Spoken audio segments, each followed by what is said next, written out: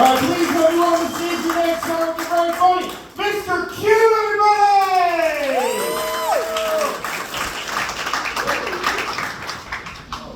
All right, give it up for John and his mental health. If you only got 5 minutes, but I gotta start off by saying this. For anybody who's got a dream, follow your dream. If you've been thinking about taking a leap of faith, jump. Because I remember when I told people I was gonna be a comedian and everybody laughed at me. And that's what the nigga knew he had to give. Anyway, Cincinnati, y'all in a good mood tonight? Yeah! Hopefully y'all in a better mood than Diddy in the hallway. Now my wife was like, are you gonna start every set by asking them if they're in a better mood than Diddy in the hallway? And I was like, well, am I gonna ask them if they're in a better mood than Chris Brown in the car with Rihanna? Maybe I just need to know you're in a better mood than those two individuals so I know I won't get my ass beat tonight.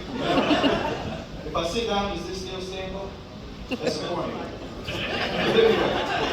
Man, it's been a rough few weeks for America, hasn't it? I might as well talk about the elephant in the room. Y'all remember the date, July 15th? See, I remember the date because traumatic events stick with me. But July 15th, Ingrid Andress sang the worst national anthem in the world. She sang that shit so bad, Trump said he wished his ear would have got shot clean the fuck out.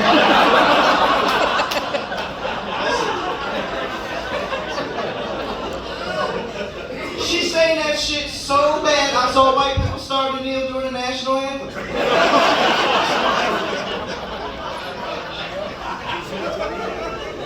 Listen, here's this one. She sang the shit so bad, she checked herself into rehab because she claimed she was drunk. Now, I don't know about you, but if you can't do your job drunk, then maybe you're not that good at your motherfucking job.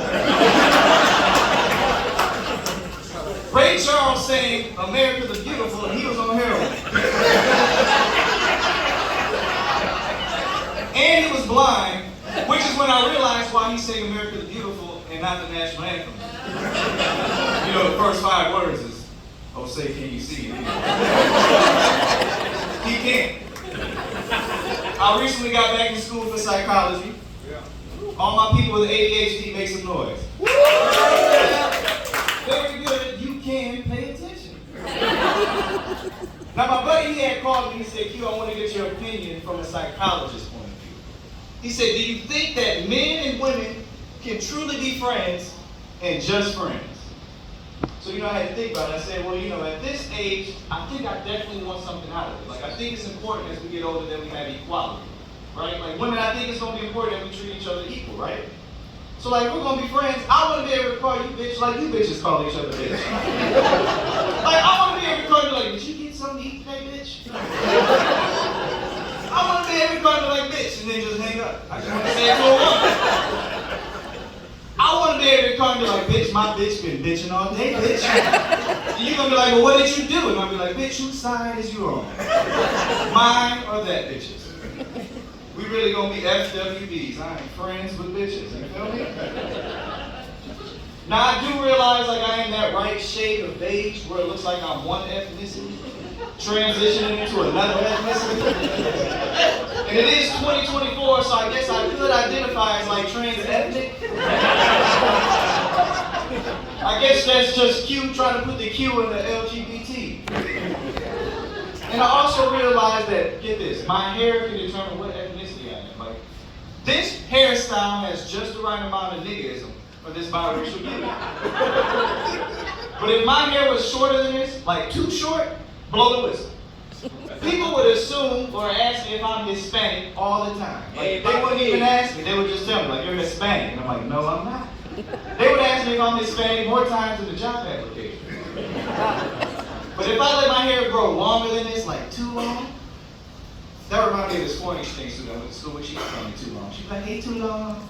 You know I got the name. But I was in Henderson, Arkansas one time, right? That's like the most racist town in America. I was at the liquor store, I had long hair. I gave the man my ID, he seen my full name, and he said, I sure hope you ain't one of those Muslims. I said, no, man. Me Hispanic, man. Me Hispanic. Got the fuck out of there. When I get out of there, I got out of the South. I got out of the South in one night. Didn't even use a GPS, I used billboards. You ever seen those redneck ass billboards in the South? I knew I was still in the South when it said, don't do it. she's your daughter. Incest is wrong. He said, what the fuck is this? I just kept driving. I knew I made it to the land of freedom when it said Narcan can save lives. That's what I thought.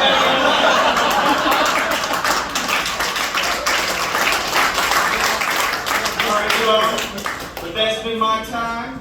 The next comedian we have up, his name is Spencer Dumoki. Yeah. Very funny.